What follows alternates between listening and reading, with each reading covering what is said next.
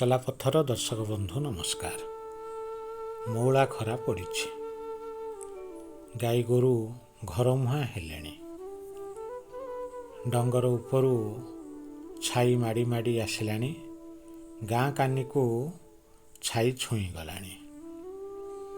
କେଉଁ ଡଙ୍ଗରରେ ଖରା ପଡ଼ିଛି ତ କେଉଁ ଡଙ୍ଗର ଉପରକୁ ଛାଇ ମାଡ଼ି ଆସିଲାଣି। ଅଗଷ୍ଟ ମାସ ସରି ସରି ଆସୁଛି, ଅର୍ଥାତ୍ ଅଷାଢ଼ ମାସ କେଉଁ ଦିନରୁ ସରିଗଲାଣି, ଭାଦ୍ର ମାସ ଆରମ୍ଭ ହେଲାଣି। ଆପଣମାନଙ୍କୁ ଏଇ ଯେଉଁ ଦୃଶ୍ୟଚିତ୍ରଟି ମୁଁ ଦେଖାଉଛି, ଏଇଟି ହେଉଛି ରାୟଗଡ଼ା ଜିଲ୍ଲା ମୁନିଗୁଡ଼ା ଏବଂ ବିଷମକଟକ ବ୍ଲକର କେତେକ ଅଞ୍ଚଳ। ଆଉ କିଛି ଦିନ ପରେ ଏଇ ରଙ୍ଗ ଧୀରେ ଧୀରେ ମଉଳି ଆସିବ, କାରଣ କାକର ପଡ଼ିଲାଣି। କାକର ପଡ଼ିଲେ ଘାସ ମରିବାକୁ ଆରମ୍ଭ କରିବ। ମେଘ ବି କମି କମି ଯାଉଛି, କିନ୍ତୁ ଶରତ ଆସିଗଲାଣି, ଆସିବାର ସୂଚନା ଦେଲାଣି। ବିଲରେ କାଶତଣ୍ଡି ଫୁଲ କାଁ ଭାଁ କେଉଁଠି ହସିଲେଣି। ଏବେ ଚାରିଆଡ଼େ ଏଇ ବିଷମକଟକ ବ୍ଲକ ଏବଂ ମୁନିଗୁଡ଼ା ବ୍ଲକ ଚାରିଆଡ଼େ ଆପଣ ଦେଖିବେ ଗୋଟେ ସବୁଜ ରଙ୍ଗର ମହୋତ୍ସବ ଚାଲିଛି। ଏବଂ ଏହି ମହୋତ୍ସବ ଭିତରେ ଯେଉଁ ବଡ଼ କଥାଟି ହେଉଛି, ନିୟମଗିରି ଡଙ୍ଗର ଉପରୁ ବୋଝ ବୋଝ କରଡ଼ି ମୁନିଗୁଡ଼ା ବଜାର ଉପରକୁ ଆସୁଛି। ବିଷମକଟକ ବଜାର ଉପରକୁ ଏତେ ଆସୁନି, କିନ୍ତୁ ମୁନିଗୁଡ଼ା ବଜାର ଉପରକୁ ବୋଝ ବୋଝ କରଡ଼ି ଆସୁଛି। ଆଜି ଯେଉଁ ଭାଇ ଭଉଣୀଙ୍କ ସହିତ, ଡଙ୍ଗରିଆ କନ୍ଧ ଭାଇ ଭଉଣୀଙ୍କ ସହିତ ମୁଁ କଥା ହେଉଥିଲି, ସେମାନେ ଏଇଠୁ 16 କିଲୋମିଟର ବାଟ ଚାଲି ଚାଲି ଆସିଛନ୍ତି। ନିୟମଗିରି ଉପରେ ମଣ୍ଡା ବୋଲି ଗୋଟେ ଗାଁ ଅଛି। ମଣ୍ଡା ଦୂରକୁ ଆହୁରି ଜଣେ ଭାଇ କହିଲେ ଯେ ଆମ ଘରଠାରୁ ଏ ଘର ହେଉଛି 16 କିଲୋମିଟର, ମୁନିଗୁଡ଼ା ବଜାର 16 କିଲୋମିଟର, 16 ଯିବା ଆସିବା 32। ଆଉ କିଛି ଦିନ ପରେ ଏ କରଡ଼ି କମିଯିବ ଏବଂ ଏଇ କରଡ଼ିର ସ୍ୱାଦ ଅନେକ ଲୋକ ଏବେ ଜାଣିଲେଣି। ଅନେକଙ୍କ ଆଡ଼କୁ ଏ କରଡ଼ି ଏବେ ମୁନିଗୁଡ଼ା ବଜାରରୁ ରାଜ୍ୟର ଅନେକ ଆଡ଼ିକି ଯାଉଛି।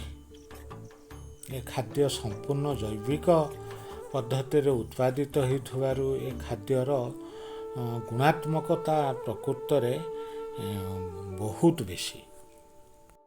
ବଡ଼ି ଅନ୍ଧାରରୁ ଡଙ୍ଗରିଆ ଭାଇ ଭଉଣୀ, ମା ଭଉଣୀମାନେ ମୁନିଗୁଡ଼ା ବଜାରକୁ ମୁଣ୍ଡରେ ମୁଣ୍ଡେଇ ମୁଣ୍ଡେଇ ଏ କରଡ଼ିକି ଆଣୁଛନ୍ତି।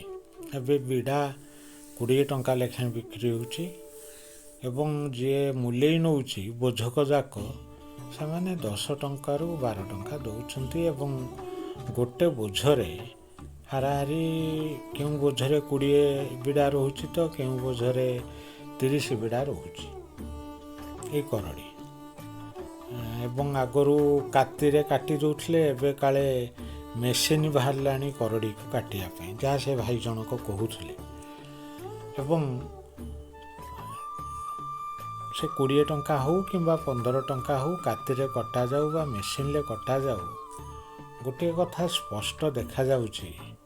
ମାଆଟିଏ, ଆପଣ ଦେଖୁଥିବେ, ତା ଛୋଟ ଛୁଆଟିକୁ ଛାତିରେ ଜାକିକି ସେ ଆସିଛି, ଅନେଇ ବସିଛି ଯେ କିଏ ତାର ଏଇ ଜିନିଷ ଗୁଡ଼ିକୁ କେମିତି ବିକ୍ରି ହେଇଗଲେ ସହଳ ସହଳ ସେ ପୁଣି ଫେରିଯିବ।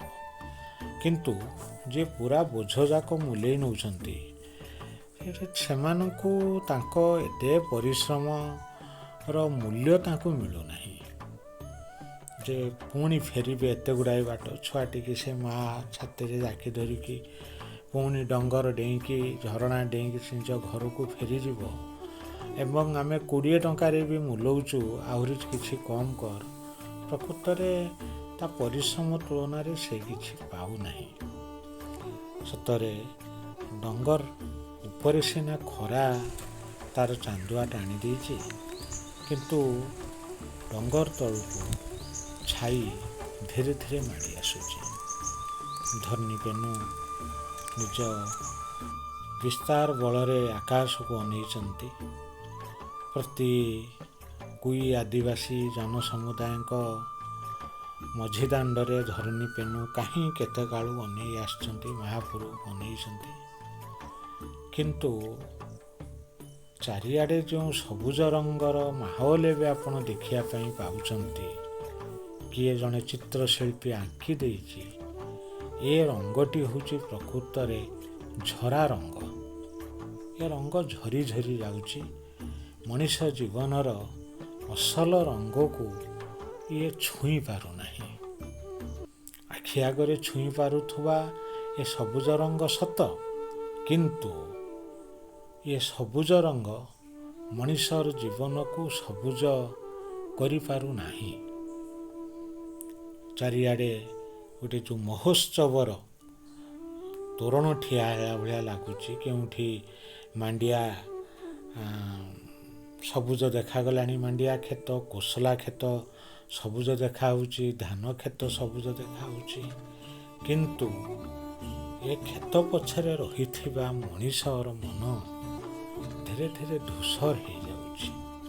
ଏତେ ସଂଘର୍ଷ, ଏତେ ବିଚାର ତାକୁ ପ୍ରକୃତରେ ଧୂସର କରିଦେଉଛି। ମଣିଷର ଜନସଂଖ୍ୟା ସିନା ବଢ଼ୁଛି, କିନ୍ତୁ ମଣିଷ ଏହି ସବୁଜ ରଙ୍ଗର ସ୍ୱାଗତ ତୋରଣ ଭିତରେ ସତରେ ସେ ଏକୁଟିଆ ହେଇଯାଇଛି। ଏ ଯେଉଁ ସବୁଜ ରଙ୍ଗର ମହୋତ୍ସବ ବିଷୟରେ ମୁଁ କଥା ହେଉଛି ଏବଂ ଡଙ୍ଗର ଘେରାର ଯେଉଁ ପରିବେଶଟି ଆପଣ ଦେଖୁଛନ୍ତି, ଏସବୁ ଗାଁ ଗୁଡ଼ିକ ହେଉଛି ବିଷମ କଟକର ବୋରିଖାଲ, ଗୋଇଲକଣା, ହାଟମୁନିଗୁଡ଼ା, ବନ୍ଧୁଗୁଡ଼ା, ନିର୍ଗୁଣ୍ଡି, ମୁଣ୍ଡା, ଗଡ଼ବା, ଝିଗିଡ଼ି, ଚାଞ୍ଚଡ଼ାମୁଣ୍ଡି, ଏମିତି କେତେ କେତେ ଗାଁ ଯେଉଁମାନେ ଡଙ୍ଗରକୁ ଛୁଇଁକି ଠିଆ ହେଇଛନ୍ତି। ଆପଣ ଯେଉଁ ନୟନାଭିରାମ ଦୃଶ୍ୟ, ପ୍ରକୃତରେ ଇଏ ଗୋଟେ ପୁଲକ ମନରେ ଦେଉଛି। କେଉଁ ଅଜଣା ଶିଳ୍ପୀ ଏଇ ଜଣା ପୃଥିବୀରେ ତାର ସମସ୍ତ ପରିଶ୍ରମ ଖଟେଇକି, ସମସ୍ତ ବିଦ୍ୟାବୁଦ୍ଧି ଖଟେଇକି, ସମସ୍ତ ଆଗ୍ରହ ଏବଂ ଆନ୍ତରିକତା ଦେଇ ସେ ସବୁଜ ରଙ୍ଗର ପରିବେଶଟି ତିଆରି କରିଛି। ନୀଳ ଆକାଶ ତଳେ ସବୁଜ ରଙ୍ଗର ଚନ୍ଦ୍ରାତପ କେଡ଼େ ସୁନ୍ଦର ଭାବରେ ମଣିଷର ଜୀବନର ଦୁଃଖ ଶୋକକୁ ପ୍ରକୃତରେ ଭୁଲେଇ ଭୁଲେଇ ଆଗକୁ ନେଇଯାଉଛି। ଚଲାପଥର ପ୍ରିୟ ଦର୍ଶକ ବନ୍ଧୁ, ପୂର୍ଣ୍ଣିମା, ଅମାବାସ୍ୟା, ଅନ୍ଧାର ଆଲୁଅ, ଖରା ବର୍ଷା, ଏହାରି ଭିତରେ ମଣିଷର ଜୀବନର ଗତି ଆଗକୁ ଆଗକୁ ଚାଲିଛି। ଏପରି ଦୃଶ୍ୟ ହୁଏତ ଆପଣ ଆଉ କେଉଁଠି ଦେଖିବାର ଅବସରଟି ପାଇବେ ନାହିଁ। ଆଜି ମୁଁ ଯାହା ଆପଣଙ୍କୁ ଦେଖେଇଲି, ଏଇ ପ୍ରାକୃତିକ ଯେଉଁ ନୈସର୍ଗିକ ଶୋଭା ଅଜାଡ଼ି ହେଇ ପଡ଼ିଛି, ସମଗ୍ର ପୃଥିବୀ ତାର ଅର୍ଘ୍ୟ ଥାଳି ଦେଇକି ସଜାଡ଼ିକି ରଖିଛି। ସେଇ ସଜଡ଼ା ଅର୍ଘ୍ୟ ଥାଳି ଭିତରେ ମଣିଷର ଯେଉଁ ଅସଜଡ଼ା ଦୁଃଖଟି ଖୁବ୍ ସ୍ପଷ୍ଟ ଭାବରେ ଦାଉ ଦାଉ ହେଇକି ଦେଖାଯାଉଛି।